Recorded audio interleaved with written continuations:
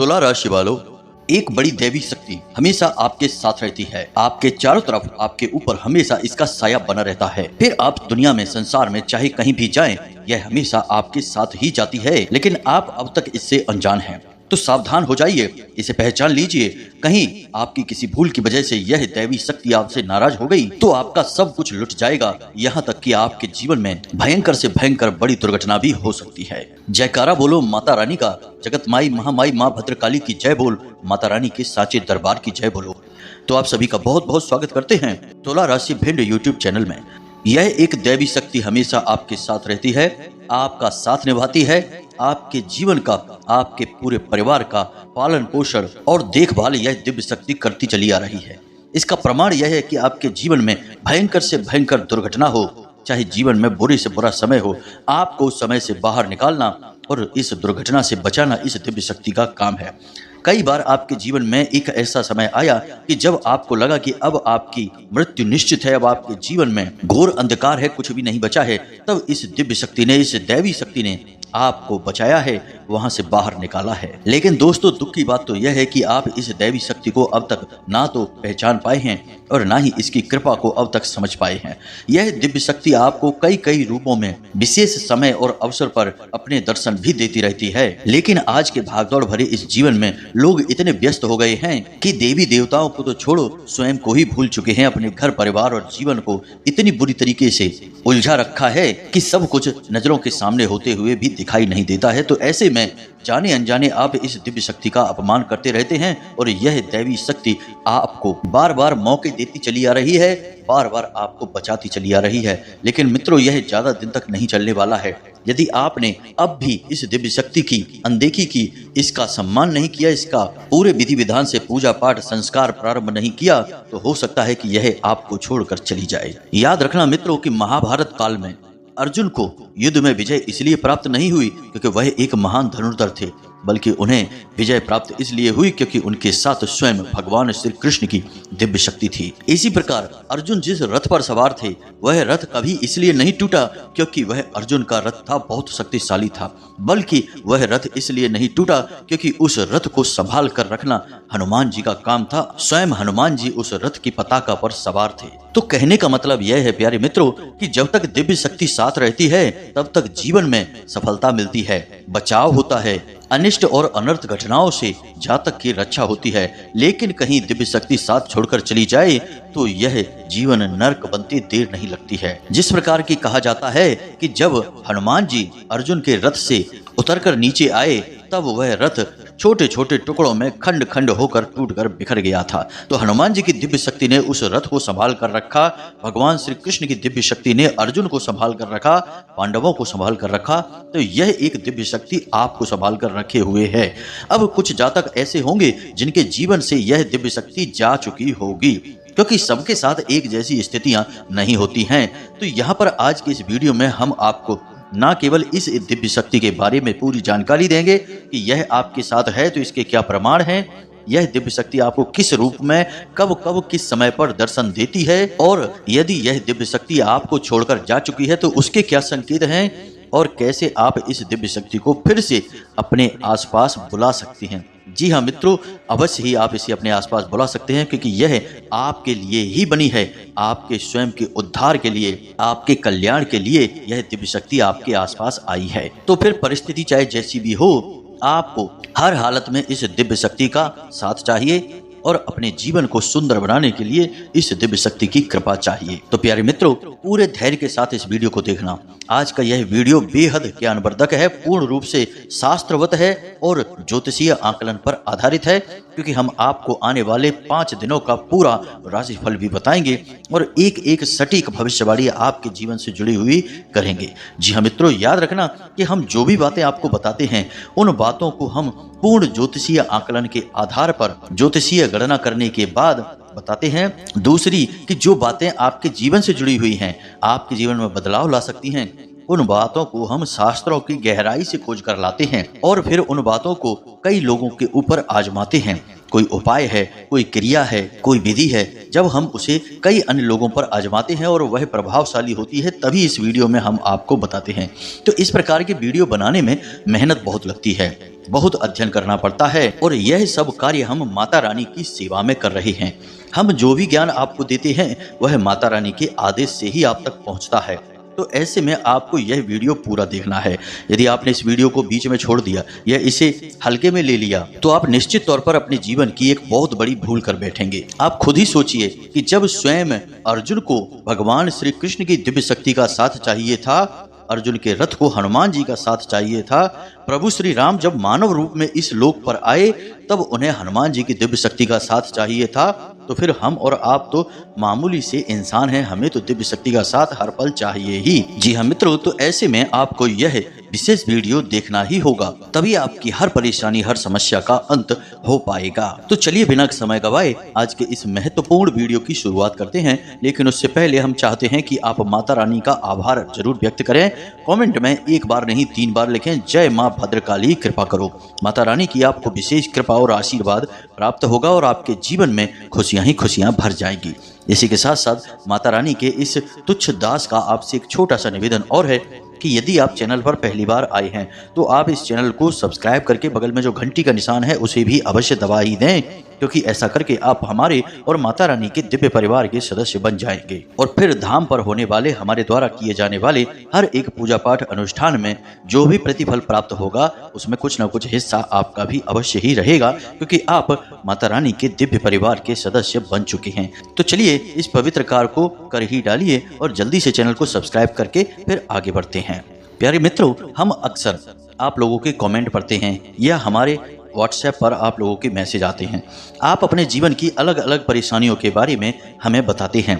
कोई कहता है कि हमारे पति हमें छोड़कर जा चुके हैं, कोई कहता है कि हमारे जीवन में बहुत नकारात्मकता है, किसी ने किसी प्रकार की तांत्रिक क्रिया कर दी है, शायद इसी वजह से हमारे जीवन में बहुत बुरी घटनाएं घट रही है। कोई कहता है कि हमारे बच्चे का कुछ अता पता नहीं चल रहा है, वह गुम हो चुका है, और किसी के ऊपर कर्जा बहुत है तो किसी का व्यापार बिल्कुल ठप पड़ चुका है। मित्रों, देखा जाए तो ये सारी समस्याएं अलग अलग समस्याएं जान पड़ती हैं, लेकिन इन सारी समस्याओं के पीछे कारण केवल एक ही है और वह कारण है कि आपके जीवन में घोर नेगेटिविटी या यूं कहें कि नकारात्मक ऊर्जा प्रवेश कर चुकी है।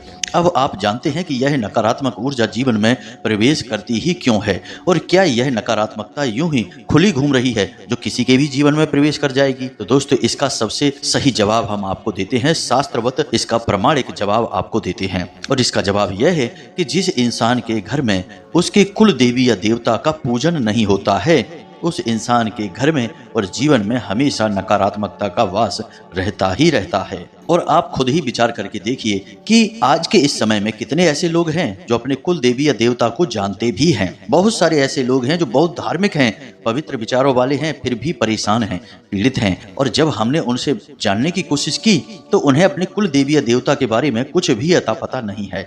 अब लोग कुल देवी या देवता को प्रसन्न करने के लिए छोटे मोटे उपाय तो करने लगे हैं, दीपक आदि जलाकर रख देते हैं घर के मुख्य दरवाजे की दहलीज पर, लेकिन इतना काफी नहीं है। आप जानते हैं कि आपकी कुल देवी या देवता कौन हैं? उन्होंने कई पीढ़ियों से आपकी रक्षा की है, आपके कुल के पालनहार हैं। आपके जीवन में जो भी कुछ अच्छा या बुरा घटित होता है वह आपके कुल देवी या देवता की निगरानी में, उनकी नजर में हर समय रहता ही है। एक समय हुआ करता था प्राचीन काल में जब चाहे इंसान बड़े से बड़ा अधिकारी हो और राजा महाराजा हो या फिर गरीब से गरीब इंसान हो, अपने जीवन के हर एक कार्य को करने से पहले कुल देवी या देवता से संपर्क करके उनसे आज्ञाएं ली जाती थीं और उनकी अनुमति लेने के बाद ही कार्य को किया जाता था। यहाँ तक कि राजा महाराजा जब युद्ध में भी जाते थे तो कुल देवी या देवता का आशीर्वाद लेकर ही जाते थे। लेकिन अब आज की बात करते हैं, हम आपसे बात कर रहे हैं, आप इस वीडियो को सुन रहे हैं। क्या आप अपने घर से जब कार्य के लिए निकलते हैं, अपने ऑफिस जाते हैं, अपने काम धंधे व्यापार के लिए जाते हैं, तो क्या आप अपने कुल देवी या देवता को याद करते हैं, उनसे अनुमति लेते हैं, उनका आशीर्वाद मांगते हैं? आप खुद ही विचार करके देखिए कि एक राजा जो हजारों सैनिकों से लड़ता था, इतनी बड़ी सेना को साथ लेकर चलता था, हजारों लाखों सैनिकों से लड़ने के बाद, हजारों लाखों सैनिकों को अपने पास सही व्यवस्थित रखने के बाद, युद्ध को लड़ने के बाद जीत कर वापस आता था, यानी कि उसे कितनी सिरदर्दी और कितनी परेशानियों का सामना करना पड़ता होगा। कभी कोई बीमार हो रहा है, कभी कोई घायल हो रहा है, कभी कोई मर रहा है, कभी राशन कम पड़ रहा है। हजारों परेशानियों को जूझ कर वह राजा युद्ध को जीत कर वापस आता था। यानी कितना बड़ा कार्य होगा। अब आपका काम धंधा व्यापार या आपका व्यक्तिगत जीवन कोई युद्ध तो है नहीं जिसमें आप हजारों लाखों लोगों को देख रहे हैं। वह तो छोटा सा काम है। तो अब जब इतने बड़े कार्य को करने के लिए राजा महाराजा कुल देवी का आशीर्वाद लेते थे, तो फिर आप क्यों नहीं लेते हैं। अब जब इतने बड़े कार्यों में जब कुल देवी या देवता का आशीर्वाद लेकर विजय प्राप्त की जा सकती है, बड़े से बड़े युद्धों को जीता जा सकता है, यहाँ तक कि पांडवों को भी भगवान श्री कृष्ण ने कुल देवी का आशीर्वाद लेने के लिए भेजा था। रावण ने भी युद्ध से पहले कुल देवी का आशीर्वाद लिया था। तो फिर आप क्यों नहीं लेते हैं। आप तो अपने कुल देवी या देवता को जानते तक नहीं हैं। बड़े आश्चर्य की बात है। तो प्यारे मित्रों, अब ध्यान से सुनिए जो हम आपको बताने जा रहे हैं कि आपके कुल देवी या देवता जो भी हैं, वे आपको अलग अलग रूपों में अलग अलग प्रकार से सांकेतिक दर्शन देते हैं। जी हाँ मित्रों, अब वे सांकेतिक दर्शन कैसे होते हैं। हमारे एक जानने वाले हैं, मित्र आप कह सकते हैं, वे गांव में रहते हैं। तो एक बार उन्होंने बताया कि उनकी पत्नी जी घर के बाहर पीछे की ओर यानी पिछवाड़े की ओर किसी काम के लिए गई थी। तो वहां पर उनका क्या था, कुछ पेड़ पौधे रोपित थे जिन्हें वो पानी वगैरह देने के लिए जाती थी। फूल पत्तियों के पौधे थे। तो एक दिन वे अचानक सुबह सुबह वहां पर इसी क्रिया के लिए गईं। तो देखती क्या है कि वहां पर एक काले रंग का बहुत बड़ा नाग बैठा हुआ है अपने फन को फैलाकर। उस नाग को देखते ही वे थर थर कांपने लगीं। डर के मारे सीधे भागकर वापस आईं और वापस आकर उन्होंने अपने पति को यानी हमारे मित्र को बताया।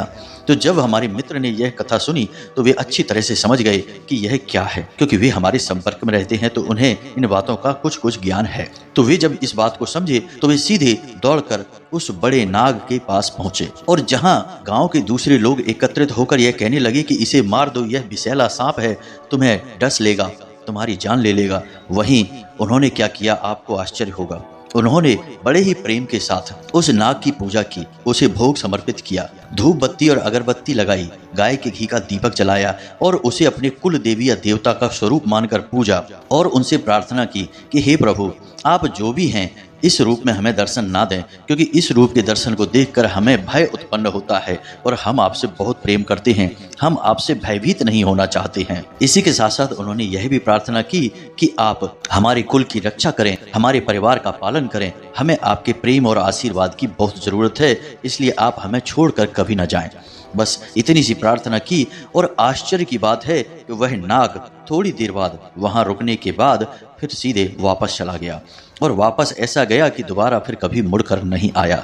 यानी कि आप खुद ही सोचिए कि वह कोई मामूली सा सांप होता तो क्या उसे कुछ सुनाई देता। मामूली सा सांप तो एक जानवर होता है, वह इंसान की भाषा कैसे समझेगा। लेकिन इस नाग ने किसी को ना तो डसा ना ही किसी को डराया, यह तो केवल दर्शन देने आया था और अपना काम करके चला गया। और उस नाग का कार्य क्या था आप खुद ही समझिए। वह असल में कुल देवी या देवता का स्वरूप था और जिस कुल की वह रक्षा कर रहा है, पालन कर रहा है, उस कुल को वह देखने के लिए आया था, यानी कि नाग के स्वरूप में। और जब कुल का परिवार का इतना सकारात्मक रवैया उस नाग ने देखा तो वह बिना किसी हानि पहुंचाए सीधे वापस चला गया। और आप यकीन नहीं मानेंगे कि इस घटना के बाद उनके परिवार में इतनी तरक्की हुई, इतना उनका काम धंधा अच्छा चला कि आज उनका व्यापार बहुत अच्छा है, लाखों करोड़ों में उनके लेन देन हो रहे हैं। और सबसे बड़ी बात कि उनके परिवार में गजब की शांति और सुकून है, आपस में बहुत प्रेम है और यहाँ तक कि उनके बच्चे भी बड़े आज्ञाकारी हैं। कोई कष्ट कोई परेशानी उनके घर में है ही नहीं,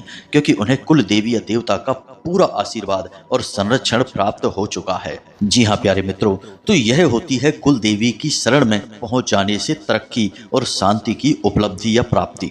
तो अब आप ध्यान से सुनिए, आप क्या कर सकते हैं।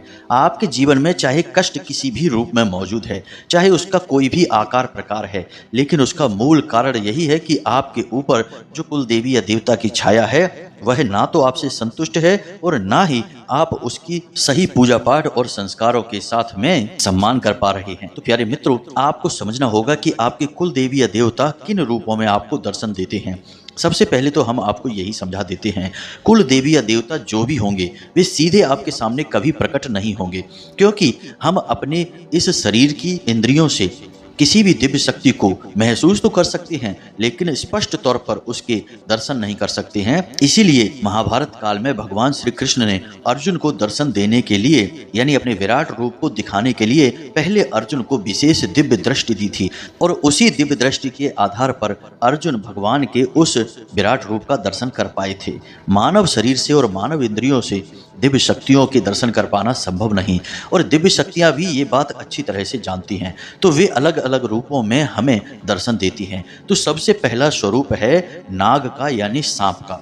सांप को दिव्य शक्तियों के सबसे नजदीक माना जाता है। जी हाँ प्यारे मित्रों, तो आपको यदि सांप दिखाई देते हैं, अब चाहे सांप आपको घर परिवार में दिखाई दे, अपने घर के आसपास, या फिर रास्ते में कहीं जा रहे हैं वहां दिखाई दे, या फिर आपको मोबाइल में या फिर टीवी में, कहीं पर भी आपको बार बार कुछ कुछ दिनों के अंतर में सांप के दर्शन होते हैं। कभी कभी ऐसा भी होता है कि सपने के माध्यम से भी सांप दिखाई देता है। जी हाँ मित्रों, तो यदि आपको बार बार ऐसा सपना आता है जिसमें कि आपको सांप दिखाई देते हैं, तो आप समझ जाइए कि आपकी कुल देवी या देवता आपसे संपर्क करने की कोशिश कर रहे हैं। अब शकुन शास्त्र में और सामुद्रिक शास्त्र में कुल देवी या देवता के दर्शन होने के कौन कौन से माध्यम हैं, इसके बारे में हम आपको बताते हैं। जरा इसे आप ध्यान से समझें, और फिर यदि आपको इन रूपों में कुल देवी या देवता के दर्शन हो जाते हैं, तो फिर आपको क्या करना चाहिए। कुछ ऐसे जरूरी उपाय जिनसे कि आपके कुल देवी या देवता जो आपसे संपर्क करने की कोशिश कर रहे हैं, किसी न किसी कारणवश वे आपसे प्रसन्न भी हो जाएं, तो उस उपाय के बारे में भी हम आपको बताएंगे वीडियो के अंत में। तो अब ध्यान से सुनिए कि शकुन शास्त्र और सामुद्रिक शास्त्र इस विषय में क्या कहता है। अगर आपके घर में, खास तौर से आपके पूजा घर में, आपको पीली छिपकली दिखाई देती है, जी हाँ मित्रों, पीली छिपकली यदि आपको दिखाई देती है, तो वह भी इस बात का प्रतीक है कि आपके घर में आपके कुल देवी या देवता का वास है, लेकिन आप उनकी अनदेखी कर रहे हैं। अब दूसरी बात कि आपके घर में कोई पक्षी अपना घोंसला बना लेता है, या फिर अनायास यूं ही आपके घर में घुस आता है और कुछ समय आपके घर में बिताता है, तो यह भी आपके कुल देवी या देवता का प्रतीक है। अब कोई ऐसा जानवर जो कि बाहर रहता है, यानी जिसे हम जंगली जानवर कह सकते हैं, जैसे कि नेवला है, गिलहरी है, ऐसे जानवर यदि आपके घर में घुस आते हैं और कुछ समय आपके घर में बने रहते हैं, उसके बाद अपने आप बाहर निकल जाते हैं, तो ऐसे जानवरों का आपके घर में आना भी कुल देवी या देवता के दर्शन का प्रतीक होता है। कभी कभी कुछ अन्य प्रकार के संकेत भी दिखाई देते हैं, जैसे कि आप सोकर जगते हैं और अचानक आपके दरवाजे पर, यानी कि आप सोकर जागे हैं और अभी आपकी नींद पूरी तरह से खुल भी नहीं पाई है और आपके दरवाजे पर कोई भिखारी आ जाता है या फिर गाय आ जाती है, तो यह भी आपके कुल देवी या देवता के आपके आसपास होने के प्रतीक हैं या प्रमाण हैं। अब याद रखना कि जो दिव्य शक्तियां होती हैं, वे किसी न किसी रूप में, किसी न किसी वो माध्यम बनाकर ही आपके सामने आएंगे, यानी उनकी ऊर्जा आपके सामने आएगी। अब जीव जंतु चाहे कोई भी बना रहे, उस जीव के माध्यम से देवी या देवता की ऊर्जा आपसे संपर्क करने की कोशिश करती है। अब दोस्तों, जब आपके कुल देवी या देवता आपसे संपर्क करने की कोशिश कर रहे हैं, तो आपको भी बदले में कुछ न कुछ प्रतिक्रिया अवश्य करनी चाहिए। अब पहली बात तो यह है कि यदि आप अपने कुल देवी या देवता को जानते हैं कि कौन है आपके कुल देवी या देवता, तो आप उनका पूरे विधि विधान के साथ पूजन करिए, उनके नाम से मंदिर में प्रसाद चढ़ाइए, नारियल चढ़ाइए और कन्या आदि का भोजन करा दीजिए। इससे देवी देवता प्रसन्न हो जाते हैं। दूसरा कि अब यदि आपको यही नहीं पता कि आपके कुल देवी या देवता कौन है, तो आपको उन्हें जानना बहुत अधिक आवश्यक है। तो सबसे पहली बात तो यह है, हम आपको पिछले कई वीडियो में भी बता चुके हैं कि अपने घर के बड़े बुजुर्ग सदस्यों से बात करिए, परिवार के अन्य सदस्यों से भी इस विषय पर चर्चा करिए कि हमारे कुल देवी या देवता कौन है, उसके बारे में कहाँ से जानकारी मिलेगी। तो यदि आपके घर के बड़े बुजुर्ग इस विषय में कुछ जानते होंगे, तो वे आपको निश्चित तौर पर बताएंगे ही।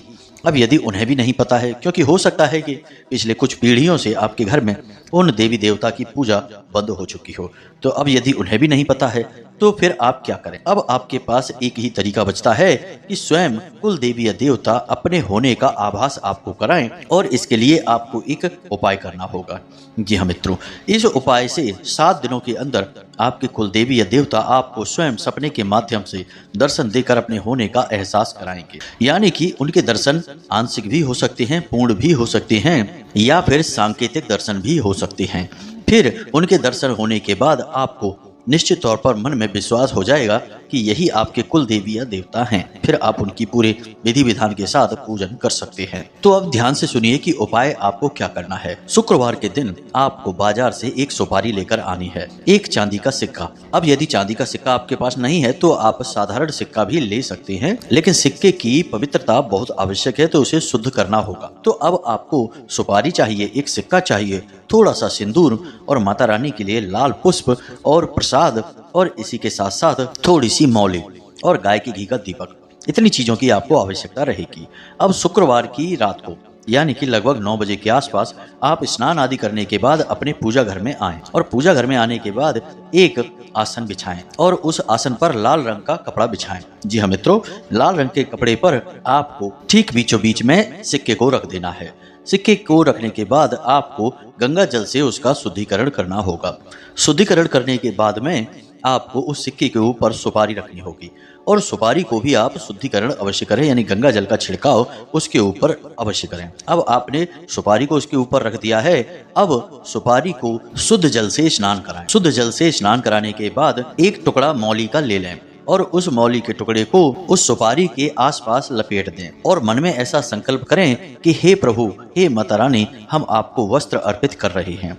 उसके बाद लाल रंग के पुष्प उस सुपारी को अर्पित करें।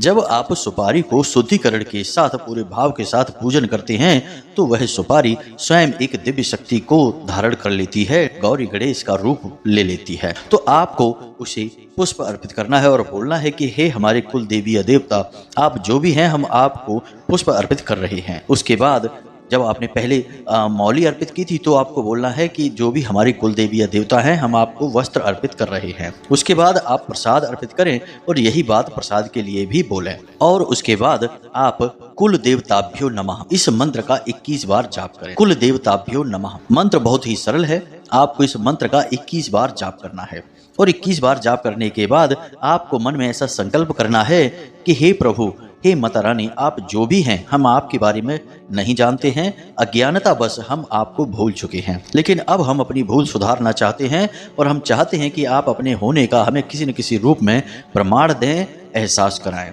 चाहे स्वप्न के माध्यम से, चाहे किसी अन्य माध्यम से। बस इतनी सी आपको प्रार्थना करनी है और जाकर सो जाना है। जब आप सोएं तब आपको मन में ऐसा संकल्प रखना है कि आज आपकी कुल देवी या देवता आपको सपने के माध्यम से अपने होने का आभास कराएंगे। बस इतना सा आपको करना है। अब यह उपाय आपका शुक्रवार से शुक्रवार तक चलेगा, यानी कि बीच के 7 दिनों में किसी न किसी दिन में निश्चित तौर पर आपके कुल देवी या देवता आपको सपने के माध्यम से संपर्क करेंगे और अपने रूप का, अपने होने का आपको एहसास कराएंगे। यह बहुत ही प्रामाणिक उपाय है। सैकड़ों हजारों लोगों को इस उपाय के माध्यम से अपने कुल देवी या देवता के होने का आभास हो चुका है। आप भी इस उपाय को करें, और यदि आप इस उपाय को करके अपने कुल देवी या देवता के होने का एहसास कर लेते हैं तो उनके धाम में जाकर उनका विशेष पूजा पाठ करें। धाम यानी कि उनका मंदिर, जो भी नजदीकी मंदिर हो उस मंदिर में जाकर उनका विशेष पूरे विधि विधान से पूजा पाठ करें, और अपने घर में उनकी एक तस्वीर, एक फोटो स्थापित करें और उसका नियमित पूजन करें। इससे आपके जीवन में किसी भी प्रकार का कष्ट हो उसका नाश हो जाएगा। मित्रों, याद रखना कि कष्ट के रूप अलग अलग हो सकते हैं, परेशानियों के रूप, रंग, कारण अलग अलग हो सकते हैं, लेकिन इनका मूल केवल एक ही होता है कि दिव्य शक्तियां आपका साथ छोड़ चुकी हैं, इसलिए नकारात्मक शक्तियों ने आपके जीवन में जगह बना ली है। जब देवता नहीं है तो भूत प्रेत होंगे, यदि प्रकाश नहीं है तो अंधकार होगा। इसी प्रकार जीवन की लीला चलती है। तो इसी के साथ साथ प्यारे मित्रों, अब यदि आपके मन में कोई प्रश्न उठता है तो आप कमेंट करके पूछ सकते हैं, या फिर व्हाट्सएप नंबर पर जो डिस्क्रिप्शन में दिया गया है उससे हमसे सीधे जुड़ सकते हैं, धाम से सारी जानकारियां हासिल कर सकते हैं। याद रखें कि कॉल न करें, फोन पर बात कर पाना सभी से संभव नहीं है। इसी के साथ साथ आज के इस वीडियो को विराम देते हैं। हमेशा हंसते रहिए, मुस्कुराते रहिए, सकारात्मक रहिए। याद रखना कि माता रानी की कृपा और छाया आपके ऊपर आ चुकी है, क्योंकि आप धाम से जुड़ चुके हैं, माता रानी के दिव्य परिवार के सदस्य बन चुके हैं। तो प्रेम से बोलिए जय माई की जय, मां भद्रकाली। माता रानी आपका कल्याण करेंगी। धन्यवाद।